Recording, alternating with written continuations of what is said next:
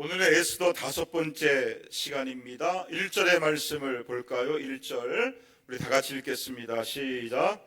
제3일에 에스더가 왕후의 예복을 입고 왕궁 안뜰 곧 어전 맞은편에 서니 왕이 이전에서 전문을 대하여 왕자에 앉았다가. 자, 무슨 단어로 시작하고 있어요? 제3일에. 여기서 제3일이 의미하는 것이 뭐예요? 3일간의 금식 기도를 말하는 거지요. 여러분, 에스더가 왜 3일간 금식 기도를 했습니까? 유다 민족의 구원을 위하여 기도를 했지요. 지금 유다 민족은 하만의 계략에 빠져서 전멸당한 위기 속에 놓여 있는 거예요. 이 문제를 풀 수 있는 유일한 사람은 아하수에로 왕 한 사람밖에 없습니다. 그래서 에스더가 왕을 찾아가려고 하는 거예요. 그런데 문제는 왕을 찾아가는 것이 쉽지 않다라는 거지요. 에스더 4장 11절에 보니까 왕의 부름을 받지 않고 왕 앞에 나아가면 어떻게 되는 거예요? 죽게 되는 거예요. 여기에는 왕비라도 예외가 될 수 없는 거지요. 왜냐? 그 당시 페르시아 왕궁에서는 왕에 대한 암살 시도가 끊임없이 일어나고 있었기 때문에 왕이 부르지도 않았는데 왕궁 안뜰로 들어간다? 그 사람은 암살자나 또한 암살자와 내통한 사람으로 간주가 됩니다. 그래서 왕실 호위대가 발견하는 즉시 죽이게 되는 거지요. 그러니 에스더가 왕을 만나려면 무엇을 각오해야 되는 거예요? 죽음을 각오해야 되는 거예요. 그래서 에스더 4장 16절에 에스더가 금식 후에 왕을 찾아갈 것인데 뭐라고 고백합니까? 죽으면 죽으리이다. 그렇게 에스더는 죽음을 각오하고 3일간 금식 기도를 한 거예요. 그리고 기도 이후에 왕을 찾아가게 되는데 어떠한 일이 일어나게 되었을까요? 2절의 말씀을 보겠습니다. 다 같이 읽겠습니다. 시작. 왕후 에스더가 뜰에 선 것을 본즉 매우 사랑스러움으로 손에 잡았던 금귤을 그에게 내미니 에스더가 가까이 가서 금귤 끝을 만진지라. 에스더가 기도 이후에 왕궁 안뜰로 들어가는데 놀라운 일이 일어나요. 원래대로라면 어떻게 되는 거예요? 누구든지 왕의 허락 없이 왕궁 안뜰로 들어가게 되면 무조건 죽이는 것이 페르시아의 법입니다. 그런데 지금 에스더는 어때요? 에스더가 왕궁 안뜰로 들어서는 순간 때마침 그 모습을 누가 지켜봅니까? 왕이 지켜봐요. 그리고 왕에게 어떤 마음이 있어요? 매우 사랑스러움으로. 에스더가 매우 사랑스럽게 보이는 거예요. 그래서 왕의 금지팡이를 내밀어서 에스더를 살려줍니다. 그리고 더 놀라운 일이 일어나요. 3절의 말씀을 볼까요? 왕이 에스더에게 무엇을 말합니까? 그대의 소원이 무엇이냐? 나라의 절반이라도 그대에게 주겠노라. 즉 무슨 소원이든지 다 들어주겠다는 거예요. 여러분, 어떻게 이런 일이 일어나게 됩니까? 2절의 말씀을 다시 볼까요? 왕이 에스더를 볼 때 어떤 마음이 들었어요? 매우 사랑스러웠어요. 여기서 사랑스럽다라는 말은 히브리어로 헨이라는 말인데 은혜, 은총, 호의, 호감이라는 뜻이에요. 즉 에스더가 왕의 은혜를 받은 거예요. 동일한 단어가 에스더 2장 17절에도 나오잖아요. 여러분, 에스더가 어떻게 왕비로 선발될 수가 있었습니까? 에스더가 왕 앞에 무엇을 받았기 때문에? 더 은총을 받았기 때문에.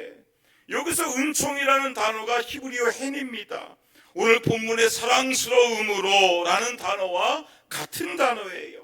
그런데 중요한 사실은 히브리어 헨이라는 이 단어가 성경에서는 하나님의 은혜를 표현할 때 주로 사용했던 단어였다라는 거예요. 무슨 뜻입니까? 에스더가 왕비로 선발된 것, 겉으로 보기에는 왕의 은총을 받은 것처럼 보이지만 사실은 누구의 은혜라는 거예요? 하나님의 은혜라는 거예요. 또는 오늘 성경에 에스더가 목숨을 걸고 왕을 찾아갔을 때 왕이 그를 살려줍니다. 나라의 절반이라도 주겠다 그러면서 생각하지도 못한 그런 호의를 받게 되는데, 겉으로 보기에는 왕의 사랑을 입은 것 같지만 사실은 누구의 은혜라는 거예요? 하나님의 은혜인 줄로 믿습니다. 즉 하나님께서 왕의 마음을 은혜로서 선하게 변화시켜 주신 거예요. 오늘 동일한 은혜가 저와 여러분 가운데도 있기를 원합니다. 하나님께서도 우리의 어려운 상황 속에 개입해 주심으로 그 모든 상황들을 은혜로서 선하게 역전시켜 주시기를 축원합니다. 2절의 말씀을 다시 볼까요? 다 같이 읽겠습니다. 시작.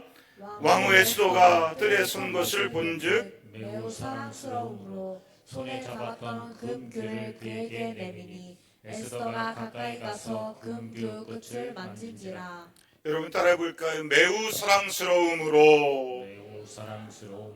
여기서 주목할 것은 매우 사랑스러움으로 라는 표현이 히브리 문법상 능동형 동사이다 라는 거예요. 근데 우리가 아무리 생각해 보아도 지금 에스더의 상황은 어때요? 능동적으로 대처할 만한 상황이 아니라는 거예요. 모든 열쇠는 아수아로 왕이 쥐고 있어요.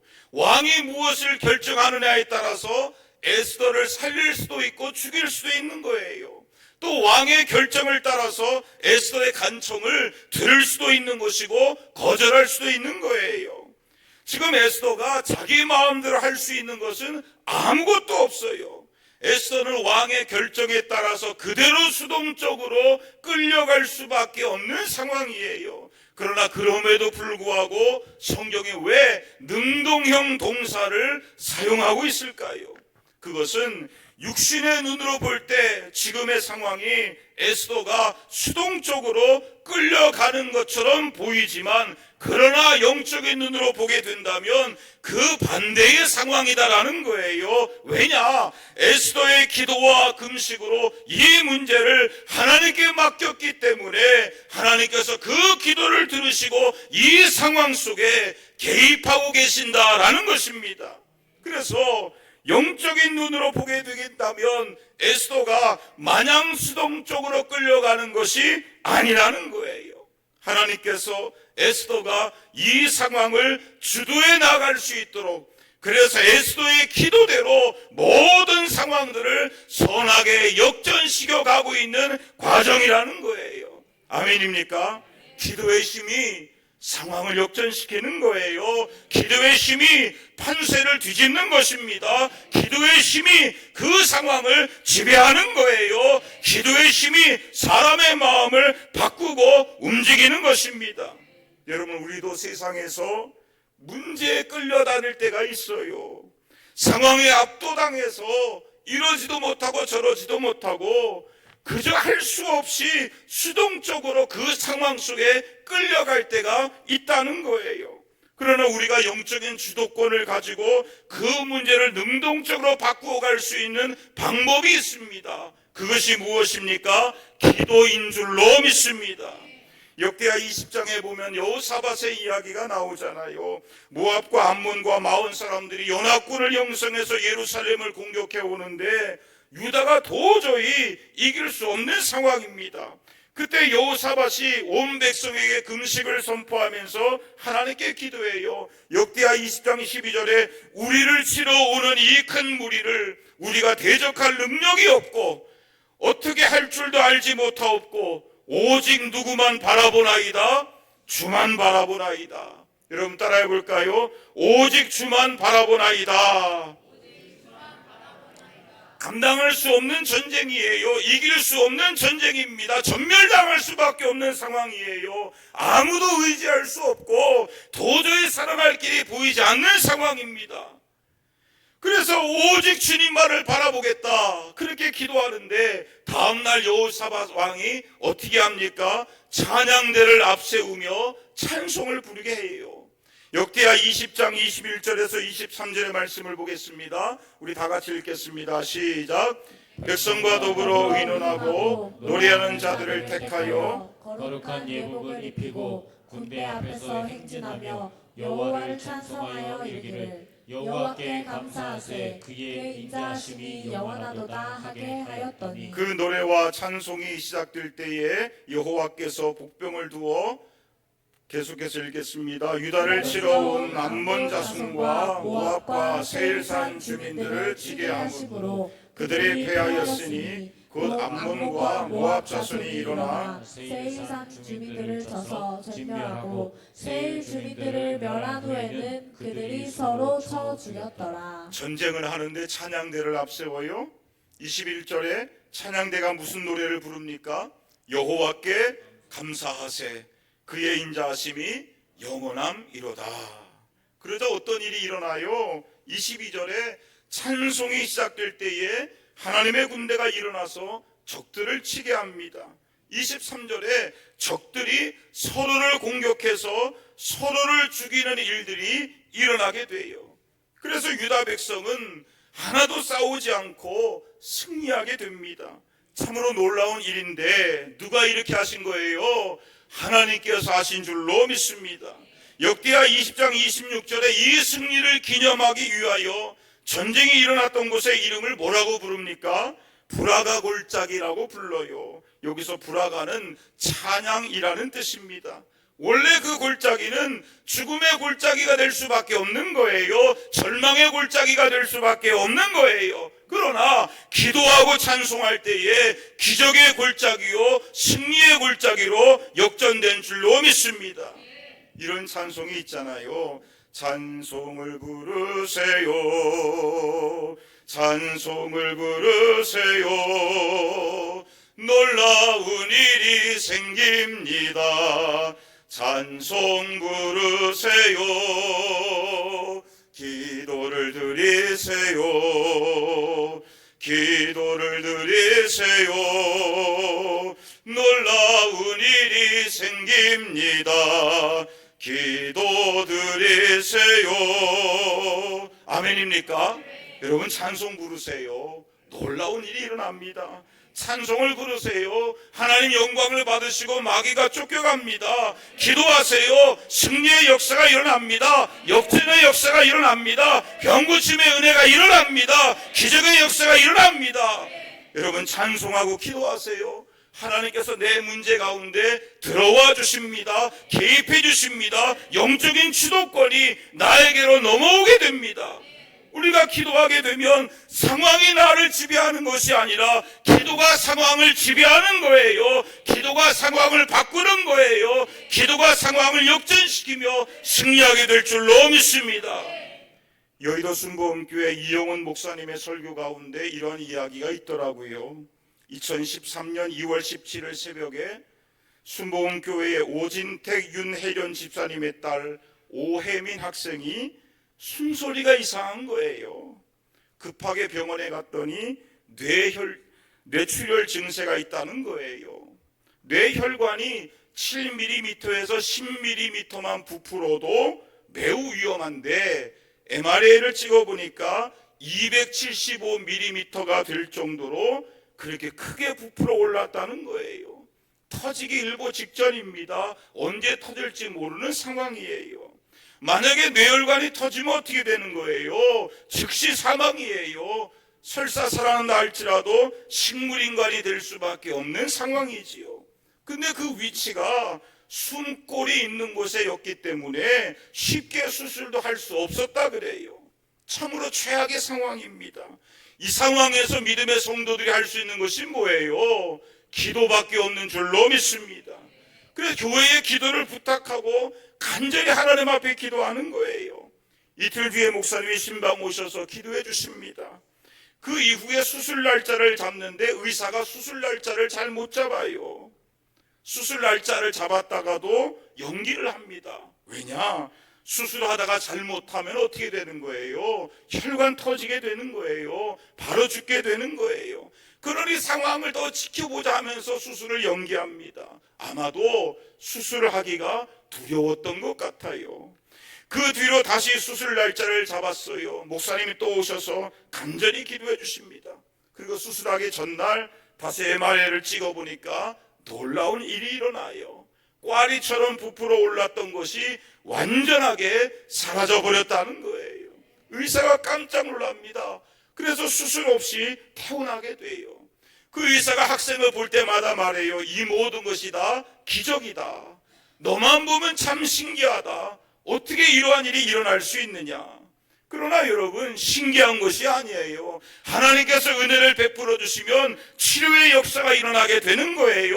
하나님 은혜 베풀어 주시면 죽음의 상황 속에서도 달리다 다시 일어나게 되는 것입니다. 하나님 은혜 베풀어 주시면 아무리 절망의 상황이라 할지라도 에바다 열려라, 그 열림의 축복이 일어나게 되는 줄로 믿습니다. 우리의 힘을 알 수 없지만 그러나 하나님이 하시면 되는 줄로 믿습니다. 하나님께는 불가능이 없는 줄로 믿습니다.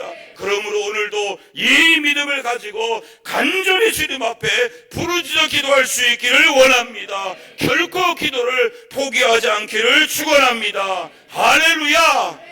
3절과 4절의 말씀을 볼까요? 다 같이 읽겠습니다. 시작.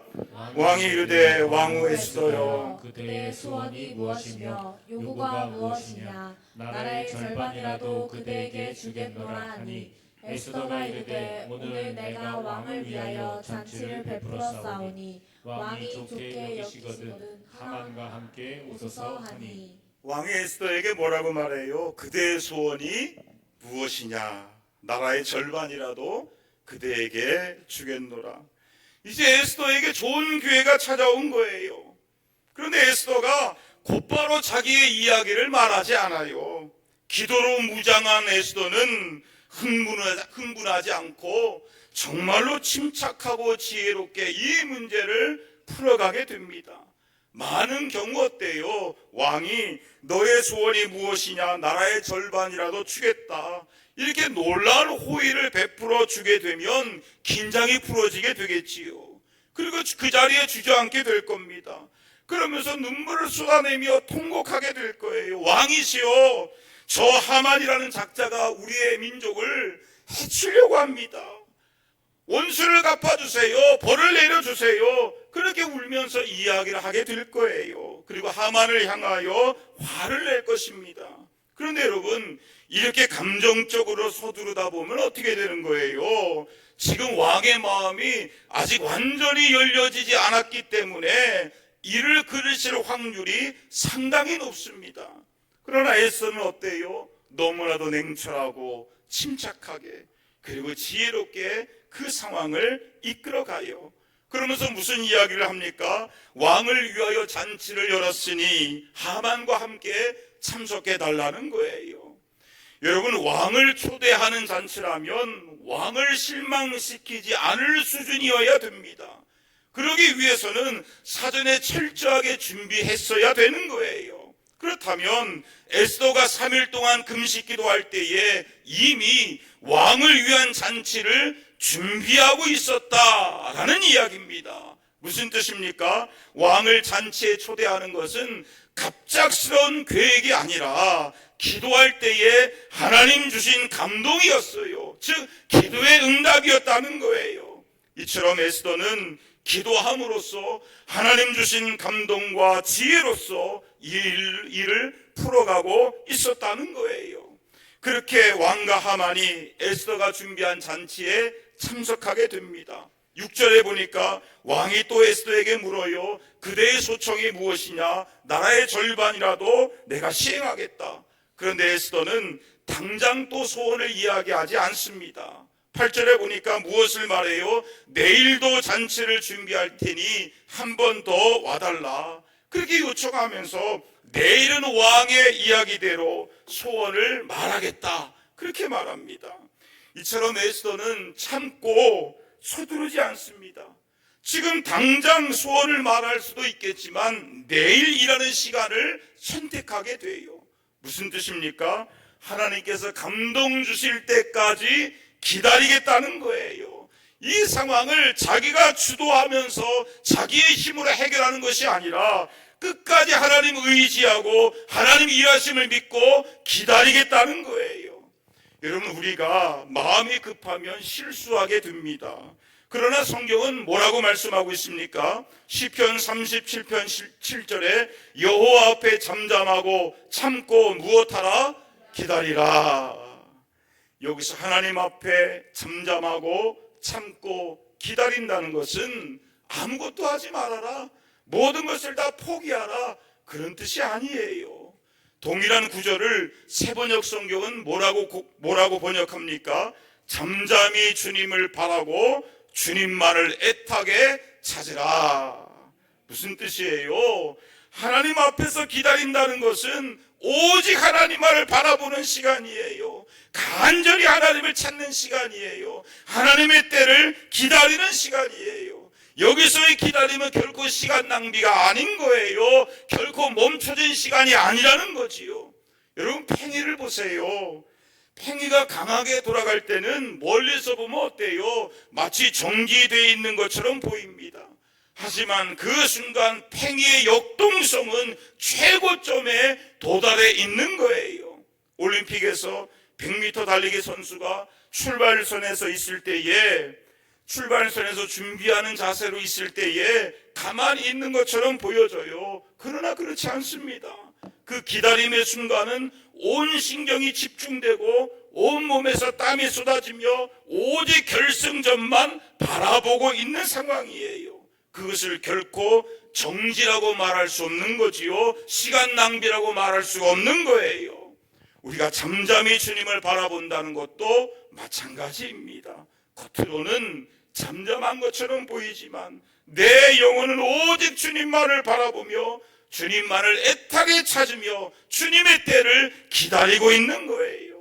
지금 에스더가 그렇게 했다는 거예요. 자기 마음 같아서는 왕이 그대의 소원이 무엇이냐 물었을 때에 벌써 대답했을 거예요. 당장이라도 대답했을 거예요. 그러나 하나님께서 감동 주실 때까지 기다리지 않고 서두르지 않으며 여전히 마음속으로 주님의 뜻을 애타게 물으며 찾고 있다는 거예요. 그렇게 하루의 시간이 더 지나가게 됩니다. 그런데 여러분, 그날 밤 어떤 일이 일어나게 되었을까요?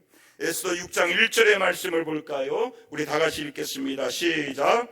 그날 밤에 왕이 잠이 오지 아니하므로 명령하여 역대 일기를 가져다가 자기 앞에서 읽히더니, 이상하게도 그날 밤 왕은 잠을 이루지 못합니다. 그래서 그날 밤 역대 일기를 가져다가 신하들에게 읽으라라고 말하는데 어떤 내용을 읽게 돼요? 2절에 보니까 전에 모르드게가 왕을 암살하려는 음모를 고발한 사건을 읽게 돼요. 그 부분을 듣고 왕이 묻습니다. 이 일로 인하여 모르드게에게 무슨 존귀와 관작을 주었느냐? 그랬더니 아무것도 주지 않았다는 거예요. 그래서 왕이 내가 너무했구나, 모르드게를 높여 주어야 되겠다, 계획을 세우게 됩니다. 근데 결국 이 사건으로 말미암아 모르드게와 하만의 모든 것들이 서로 역전이 되는 놀라운 일이 일어나게 돼요. 즉 에스더가 왕에게 자기의 소원을 성급하게 말하지 않았고 하루를 더 미루었던 그날 밤에 하나님께서는 보이지 아니하는 섭리의 손길로서 완벽한 역전의 시나리오를 진행시켜가고 계셨다는 거예요. 여러분, 에스더처럼 주님이 감동 주실 때까지 서두르지 않기를 원합니다. 내 감정과 내 타이밍이 아니라 하나님께서 일하실 수 있도록 기도의 자리를 지키며 하나님의 때를 기다릴 수 있는 지혜가 있기를 원합니다. 그런데 우리에게는 이러한 지혜가 있어요, 없어요? 이러한 지혜가 부족하잖아요. 그래서 무엇을 해야 됩니까? 야고보서 1장 5절에 이런 말씀이 있지요. 다 같이 읽겠습니다. 시작. 너희 중에 누구든지 지혜가 부족하거든 모든 사람에게 후히 주시고 꾸짖지 아니하시는 하나님께 구하라. 그리하면 주시리라. 여러분 따라해 볼까요? 지혜가 부족하거든 하나님께 구하라. 살아가다 보면 특별히 시험과 고난을 당하게 되면 무엇을 어떻게 해야 될지 모를 때가 너무나도 많이 있지요. 그럴 때 기도할 수 있기를 원합니다. 하나님, 제가 무엇을 어떻게 해야 될까요? 가르쳐 주옵소서. 그렇게 하나님께 지혜를 구할 수 있기를 원합니다. 시편 147편 5절에 하나님은 어떤 분이십니까? 위대하시며 능력이 많으시며 지혜가 무궁하신 분이에요. 우리가 무엇을 어떻게 해야 될지 그 길을 정확하게 알고 계시는 분이 하나님이십니다. 아멘입니까? 성경에 보면 하나님께 여쭈어 보아서 그 인생에 성공한 사람이 있잖아요. 누구입니까? 다윗이에요. 여러분, 다윗이 어떻게 식을 목동해서 이스라엘의 위대한 왕이 될 수가 있었을까요? 다윗이 어떻게 10년이 넘는 세월 동안 사울 왕의 추격에서 살아날 수가 있었습니까? 다윗이 어떻게 그가 나가는 전쟁마다 승리할 수 있었습니까? 사무엘상 23장 2절에 이에 다윗이 여호와께 무엇하여 이르되 묻자와 이르되, 다윗은 매 전쟁마다 먼저 하나님 앞에 여쭈어 보았다는 거예요. 하나님, 제가 이 전쟁을 싸워야 될까요? 하나님, 제가 이 전쟁을 싸워야 되면 어떻게 싸워야 될까요?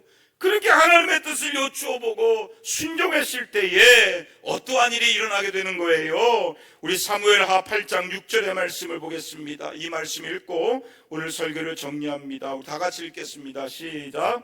다윗이 다메섹 아람에 수비대를 두매 아람 사람이 다윗의 종이 되어 조공을 바치니라.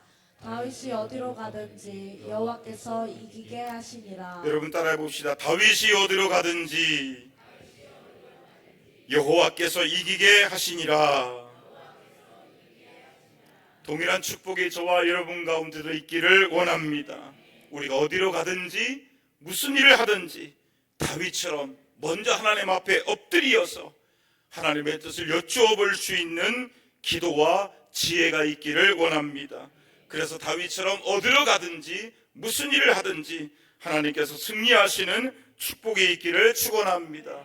또한 오늘 성경의 에스더처럼 하나님보다 앞서가지 마시고 기도 가운데 분별할 수 있는 지혜가 있기를 원합니다. 감정과 조급함에 끌려가지 않고 하나님의 때를 잠잠히 참고 기다릴 수 있는 믿음이 있기를 원합니다. 그래서 가장 정확한 시간에 가장 완벽하게 일하시는 하나님을 만나고 경험하며 승리할 수 있기를 예수님의 이름으로 축원합니다. 아멘.